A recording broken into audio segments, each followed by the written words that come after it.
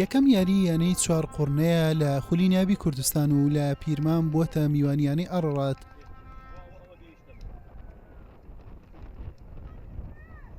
هاندێکی زۆر یانەکەش هاوگەشتی یانەکەیان بوونە.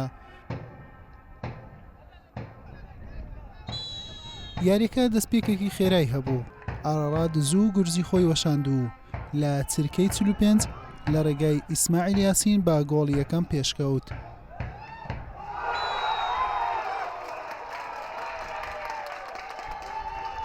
یانەی چوار قوڕنا فشارەکانی بۆ گۆڵی یەکسانی دەست پێ کرد.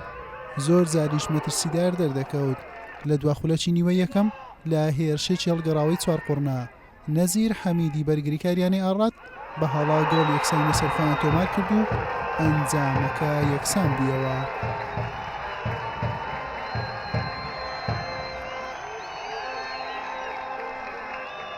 لا نیوەی دۆم هەردوویانە بە ئامانجی گۆڵی دووەم و پێشکەوتن هاتنەوە نێو یاریگا. یاریزانانی هەردوویانە دەرفەتی گۆڵیان بۆ ڕەخسا، نەیانتوانی ئامانجەکەیان بپێکن. یاریەکە تا لە 2 ساتەکان نزیکتر دەبیەوە، لەسەر هەردوویانە بۆ گۆڵ تۆمارکردن زەحمەتتر دەبوو. یاری با یەکسانی بە گۆڵێک بۆ هەر لایەکیان بە کۆتا هات. تیپەکەمان مەمای ئەو ساڵدەتوانم برم تیپەی نێماندانرا یەکەم جاریشە ئەو ساڵ تەسریا دەدەم. یەکەم یاری لە هەموو تیپەک گرینگە، چکە یەکەم یاری هەموو تیپانە خۆیان حازەکەی بووە یاری ئێمە لە دوێنەوە زۆر زەختمان لێ نەکردێ، بەس دەبێ حساب بۆ فەریقانی بەرامبەرمان کە ڕاستە تیپە پار بەسەر کردێ، بەس ئیمساڵ تیپەکی باشیان لێ هەرکەوتووە.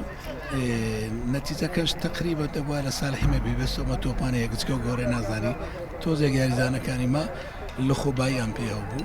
ئاماژەم پێکرد بوو لەگەڵ یاریزانەکە. یاریگای ئارارەت یاریگایەکی قورسە بەهۆی ئەوەی کە چیمەنی سروشتیە. ئێمەش ئەزمون زۆ گرنگە لە خولینایەبی کوردستان. سەرەتای خولش دەربچیە دەرەوە یاریگای خۆی لەگەڵ یانێکی وەکو ئاراراتە چەند ساڵ ئەزمونی لە خولینایەبی کوردستان. سوپاس بۆ خۆی گەورە توانیمان خاڵێکی یاریەکە خاڵێکی زۆر گرنگ بوو. دواوەی کە گۆڵێ لە دواوە بوون توانیمان گۆڵ یەکسان بوونەوە بکەین. بەمەنجامە هەردوویانە لە سەرەتای وەرز بوونە خاوەنی خاڵێک. ئاڕەڕات لە یاری دوێمی ڕۆژی چوارشەممە دەبێتە میوانی ئاکرێ. چوار قوڕنەش لە هەمان ڕۆژ لە کۆیا میوانداری چەمچەماڵ دەکات.